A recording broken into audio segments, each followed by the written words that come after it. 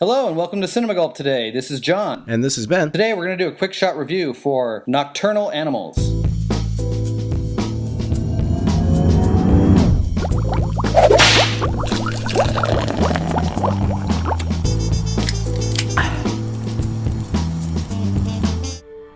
Do you ever feel like your life has turned into something you never intended?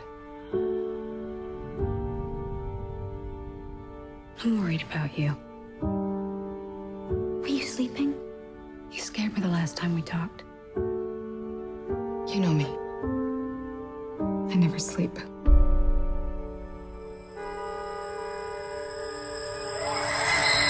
It's hard enough these days telling a cohesive story that not only contains emotion, tension, drama, and originality, but also makes it easy for you to stay invested without even thinking about it. A self-contained story that has multiple threads, all revolving around one common theme, is usually the goal a filmmaker will set for themselves. With Nocturnal Animals, director Tom Ford challenges not only himself, but the audience as well. John, what did you think of Nocturnal Animals? I really enjoyed Nocturnal Animals. This was a great film. I enjoyed Tom Ford's last film, Single Man. This one's even better, I would say. This is definitely the best thing that he's done. Well, it's his second film, but the screenplay is really the star of this film. There's a lot of great things about this movie, but I think the screenplay, the structure of this movie, and the intensity of this movie. Yeah, he adapted it from the novel by Austin Wright. I'm assuming the novel sort of plays out the same way, where it's non-linear structured. There's two different stories. There's a story within a story going on in this film. So that's probably not a very easy thing to adapt into a film, especially for someone like Tom Ford, who I don't know if he wrote A Single Man, but adapting a novel is probably hard enough to do as it is, let alone something as difficultly structured and complex as this novel must be, because the screenplay definitely is. I have to say that with complexity and some of the nonlinear structure this takes, because it's a story within a story, sometimes you can be knocked right on your ass for even attempting things like that when you're doing films. This one, to me, does it more interesting and more effective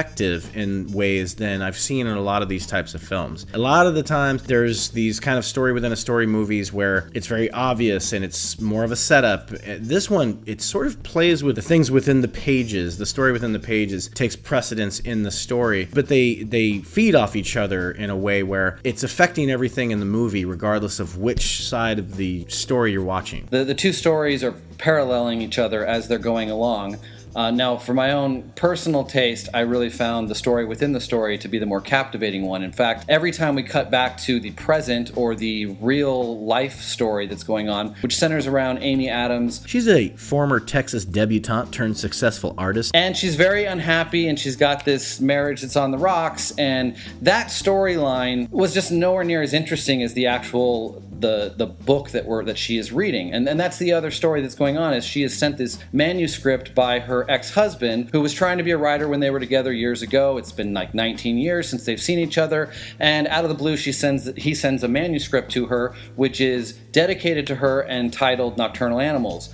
And as she reads this over a long weekend that she's spending alone because her husband's out of town, that's when we start to see these cutaway to the actual story within a story. Every time they cut back to her story, I was just bored with it. After the first few minutes of watching her, I wanted to go back to the Nocturnal Animals, the story within a story. But every time we went back to it, I was dreading it because it is so frightening and intense. I wasn't bored with the stuff that's happening in the actual lineage of the story. I'm with you. I liked obviously this movie's strength lies within the pages story of what's happening in the novel, for sure. And it's supposed to be. But I wanted to always, when something transpired within the pages, I always wondered what was that doing to what's happening in the present story. I feel they both were just perfect together. I loved how it flipped, and I loved the way it flipped. It just worked perfectly. This is a great example of juxtaposition in every way, from story to what's happening with characters and to that complete opposing settings. The upper class weird motherfucker LA artists that look like they're out of the Hunger Games, and then dropping straight into the heart of evil, strange Snakebite, Texas, and all the shit bags that live there, you know? Yeah, the transitions are done beautifully. In fact, the editing between the transitions, there's always a visual cut. You know, you go from the story within a story. There's definitely a visual connection to coming back to Amy Adams' story in the present or the real life story. And they do that almost every single time flawlessly. And that's one of the strong points in the film. The editing, the cinematography in the film, it definitely has a distinct look between the two storylines. Amy Adams' storyline is very sterile and a lot of just kind of white and blue tones. And then when we go to the West Texas story, Nocturnal Animals story within a story, there's a lot of dark, rich, some warm tones at times. And there's a lot more camera movement. A lot more camera movement, true, yes. So there's two kind of distinct styles, but they both work beautifully together. And as you've said, the juxtaposition and the transitioning back and forth works beautifully. Armand Hammer and her do not seem real. Their dialogue felt unrealistic to me, but I honestly think that might have been something intentional by the filmmaker to make what's supposed to be the real world feel a bit fake, and what's supposed to be the novel and a fake story feel more realistic. Isn't that the beauty of a film like this, is you and I can just interpret the fuck out of it? I think there's tons of things in the film that you can see. Yeah. There's lots of metaphors, lots of things open for interpretation. Let's jump back in. And that makes a beautiful film, when you've got that many things that you can pick up on multiple times that you're watching this. One of the main reasons that this film succeeds with its nonlinear structure, with its multiple stories going on at the same time, and the way it transitions so perfectly is, wait for it, the editing. This movie is a complete editing work of art, in my opinion. I think her name is Joan Sobel, or Sobel, I hope I'm getting that right. Studied under Sally Menke, which is amazing. She did A Single Man, which was Tom Ford's first film. And she's a genius. This is a movie, as an editor, you really want to cut. Because, I mean, it must have been a challenge. You're trying to pull it off. You have to make sure that the viewer never gets lost, never gets confused. And you also have to seem seamless while you're doing it. And she knocked it out of the park. Very stylistic. If you know anything about Tom Ford, he was originally, or he's a fashion designer still, possibly. I don't know. He came from the fashion world. So he has a very meticulous eye for detail. And that shows up in this film again.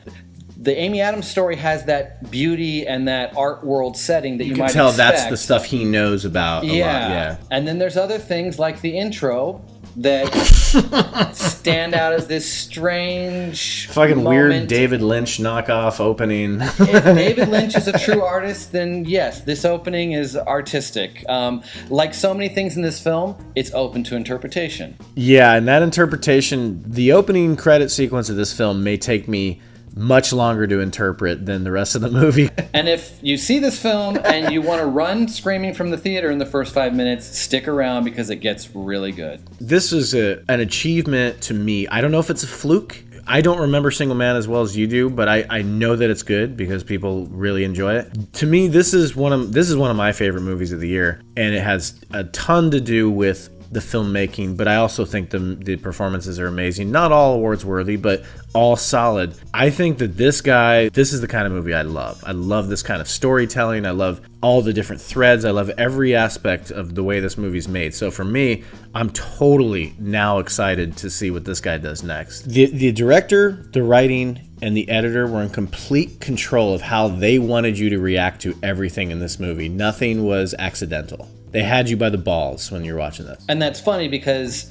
this book that Amy Adams is reading has that same effect. The author of the book, Edward, her ex-husband, knows what he wants out of this book. He knows what he wants, how he wants it to impact Amy Adams. And that is one of the beauty of this film. So we talked about Amy Adams, good performance from her. I don't think it's as solid as Arrival. Gyllenhaal, I love that guy pretty much in everything he's in. He's not a sellout. He's taking really smart roles right now, and he really hasn't had a misstep at all for the last few years. He's actually, I think, one of my favorite actors right now. Like, he's starting to eclipse some of these greats, in my opinion. He's definitely one of my favorite actors. He's intense as hell. He's also very subdued. He plays both. This character he plays in this movie is perfect for him because he's a guy who, and I'm talking about the character within the pages. He's a guy who is kind of subdued and kind of reserved and is dying to lash out. And I don't think anybody does it better than him. he sells this guy as kind of an older guy. Gyllenhaal's only like 33 or 34 years old. They make him, they do a really good job at the makeup to make him look a little bit older, and they give him the beard and stuff like that. But he plays kind of this like old kind of fucking pussy. He does it, and you're so convinced. Like, I never see Jake Gyllenhaal when I'm watching movies that he's in. I always see the character he creates. That's a great point, because I feel the same way. After these last few performances, he doesn't have those mannerisms that certain actors get stuck with that you see in every performance. And if they have a quirky thing, when they need to be a quirky character, you're going to see that quirky thing happen. You'll never hear people go, Jake Gyllenhaal was good, but he was just Jake Gyllenhaal being Jake Gyllenhaal. You'll never hear that, like you do a Clooney or something. So let's talk about someone else who may fall more into the category of that's just Michael Shannon being Michael Shannon, but he does it so fucking good. And I don't mean that in a bad way. I've actually seen him play a million different characters and do it well. Yeah, I loved him in this film, but as much as I loved him, I think I was very surprised that my real standout for the film, besides Jake Gyllenhaal, who I think deserves a nomination, Kick-Ass. is Kick-Ass. Kick-Ass himself. What is his name? Arron Taylor Johnson. Arron Taylor Johnson. He's a badass. He is so good in this movie and so menacing, and you just want to fucking punch him in the face the second you see him on screen. Yeah, but he gives me nightmares, honestly. I don't know if any actor in this movie commanded the screen the way he did when you first meet him, and then even later on in the movie. But when you first meet him in that, I want to say maybe 10-minute introduction to him and sort of his boys, I knew he was in the film. I had no idea what capacity. But when I recognized him right off the bat, I was like, we're in for something different here, because dude, this guy's like, super steady looking British gentleman guy, completely transforming himself and I've always kind of been an advocate for him. I think he's got a lot of range. He just, the last couple times they tried to put him in some things, I just think it was underwritten stuff. Yeah. But this performance totally stands out from the rest of this movie. If I had to pick somebody between one of the supporting characters, I would have to pick Arron Taylor Johnson for